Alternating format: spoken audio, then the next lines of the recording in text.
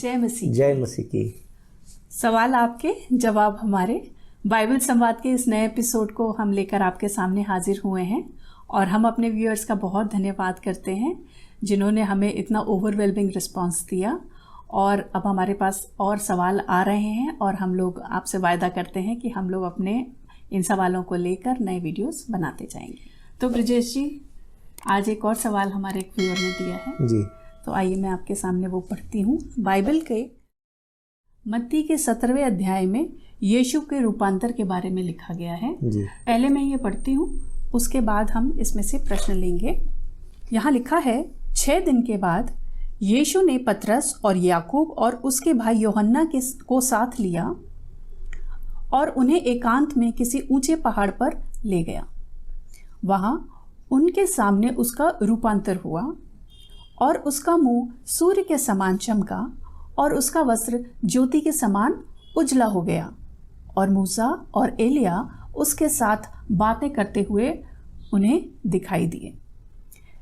इस पर पतरस ने यीशु से कहा, हे प्रभु, हमारा यहाँ रहना अच्छा है। यदि तेरी इच्छा हो तो मैं यहाँ 3 मंडप बनाऊं, एक तेरे लिए, एक मूसा के लिए और एक एलिया के लिए। वह बोल ही रहा था कि एक उजले बादल ने उन्हें छा लिया और उस बादल में से यह शब्द निकला, यह मेरा प्रिय पुत्र है जिससे मैं प्रसन्न हूँ, इसकी सुनो। पैसेज तो यह है और सवाल यह है कि पतरस को कैसे पता चला कि वो जो 2 लोग दिख रहे हैं वो एलिया और मूसा ही हैं। बाइबल में इस बात का बहुत क्लियर जवाब कहीं पर दिया नहीं गया है जी, है ना। तो यहाँ पर ये थोड़े से इन्फरेंसेस से हमें पता चलता है और हम सिर्फ अंदाज़ा लगा सकते हैं। पहली बात तो मूसा जो है वो उन लोगों के बीच में बहुत ही पॉपुलर था। ऐसा नहीं है कि यीशु मसीह के समय के जो यहूदी हैं वो मूसा के बारे में नहीं जानते, क्योंकि वहाँ पर जो ट्रेडिशंस थे उन ट्रेडिशंस के हिसाब से जो पुराने उनके पिता थे, अगुए थे, अब्राहम है, मूसा है, याकूब है, इसहाक है, इनके बारे में मौखिक रूप से बातें बताई जाती थी। आज तो हमारे सामने बाइबल लिखे हुए रूप में, उनके पास में बाइबल लिखे हुए रूप में नहीं थी, तो वो लोग वर्बली एक पीढ़ी से दूसरी पीढ़ी में इन बातों को बताया करते थे। आपको याद होगा कि सामरी स्त्री जब पानी भरने के लिए आई थी और यीशु मसीह वहाँ पर थे और यीशु ने बोला कि मैं तुम्हें पानी दूंगा तो तुम कभी प्यासी नहीं होगी, तो वो बोलती है कि तू क्या हमारे पिता याकूब से भी बड़ा है ना। तो उसको भी याकूब के बारे में मालूम है, जबकि वो तो यहूदी भी नहीं है, वो तो सामरी है। तो कहने का मतलब है कि मूसा के बारे में वो सारी बातें जानते हैं। तो ऐसी बात नहीं है कि हज़ारों साल पहले था मूसा और एलिया, इसलिए उनके बारे में उनको याद नहीं होगा, उन्हें मालूम है। तो मैं सोचता हूँ कि कल्पना कर सकते हैं कि वहाँ पर एकदम से रूपांतरण हुआ है और यीशु मसीह के साथ साथ में 2 व्यक्ति दिखाई दे रहे हैं। पहली बात तो उनका जो पहनावा होगा, उस पहनावे से उन्होंने अंदाज़ा लगा लिया होगा कि ये कौन लोग हो सकते हैं। दूसरा बात, मैं सोचता हूँ कि शायद मूसा के हाथ में जो उसकी पहचान है, वो जो छड़ी है, वो जो एक हारून की जो छड़ी उनके पास रहती थी, शायद वो भी है। तो मूसा को उन्होंने पहचान लिया होगा। एलिया के बारे में भी ये बातें बहुत ही स्पष्ट थी, आपस में बताई जाती थी कि किस प्रकार से एलिया रथ में उठा लिया गया, है ना। एलिया मरा नहीं था, तो एलिया उठा लिया गया, तो इसलिए वो लोग उम्मीद कर रहे थे कि कभी ना कभी एलिया वापस आएगा। इसलिए कई बार लोग यूहन्ना से कंफ्यूज हो जाते थे कि शायद यूहन्ना ही है जो एलिया आ गया है, या यहाँ पर जो हम देखते हैं कि वो बोल रहे हैं कि मूसा और एलिया।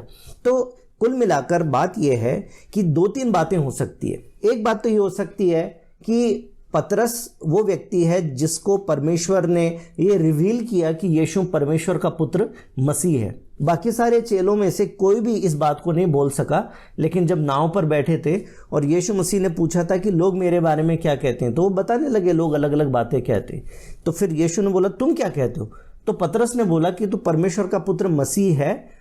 और यीशु मसीह ने एक बात को कंफर्म किया कि ये मांस और लहू से तुझे नहीं पता चला, परंतु ये परमेश्वर की तरफ से तुझ पे रिवील हुआ है। तो जैसे ये बात रिवील हुई है, हम ये मान सकते हैं कि जब वो लोग सामने बातें कर रहे थे और बड़ा उजला सा उनका कपड़ा था और ये सारी बातें जब हो रही थी, उस समय पर एक रेवलेशन जो है फिर से पतरस के ऊपर आया जिससे वो पहचान सका। या तो ये हो सकता है, या ये हो सकता है कि जो उन ट्रेडिशंस चले आ रहे हैं, वर्बली जो बातें उनको बताई जाती है, तो उसको पता है कि ये शायद ये लोग हो सकते हैं।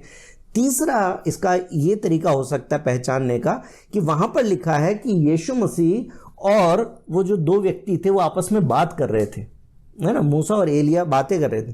तो आपस में एकदम से ऐसे तो बात नहीं करने लग गए होंगे, और तुम कहाँ से आए हो, कैसे हो, तो पूछा होगा उन्होंने, और हाँ हेलो हाई हुई होगी, बोल रहे होगी शालोम एलिया कैसे हैं, और मूसा ने भी बोला होगा शालोम यीशु, कुछ तो बोला होगा।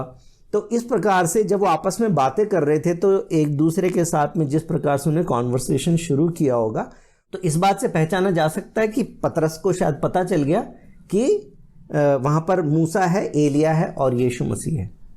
तो मैं सोचता हूँ ये बात इस प्रश्न का जवाब हो सकता है। हमें विश्वास है कि आप लोगों को इस पैसेज से ये समझ में आ गया होगा कि पतरस ने कैसे पहचाना। और भी इस तरह के प्रश्न होंगे बाइबल के वचनों से, तो आप ज़रूर हमें लिखिए।